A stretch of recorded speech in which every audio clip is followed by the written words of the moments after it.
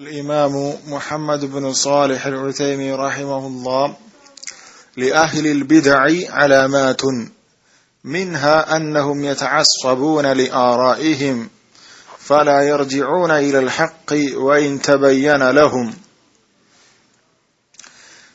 ഷെയ്ഖ് സ്വാലിഹ് അൽ ഉസൈമീൻ റഹിമഹുല്ലാഹ് പറഞ്ഞു, ലിഅഹ്ലിൽ ബിദ്അഇ അലാമാതുൻ, ബിദ്അത്തിന്റെ ആളുകൾക്ക് ചില അടയാളങ്ങളുണ്ട്.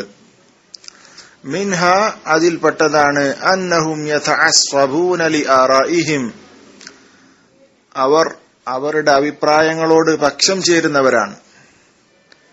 അവരുടെ അഭിപ്രായത്തിന് പ്രാധാന്യം നൽകുകയും അവരുടെ അഭിപ്രായങ്ങളോട് പക്ഷം ചേരുകയും ചെയ്യുന്നവരാണ്.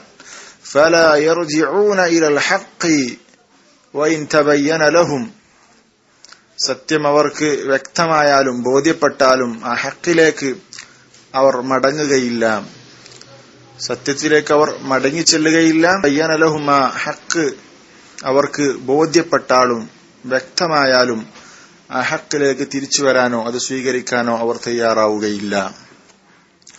ഇത് അവരുടെ അടയാളങ്ങളിൽപ്പെട്ട ഒരടയാളമാണ് എന്ന് ഷെയ്ഖ് ഉസൈമീൻ റഹിമഹുല്ലാഹ് പറഞ്ഞു.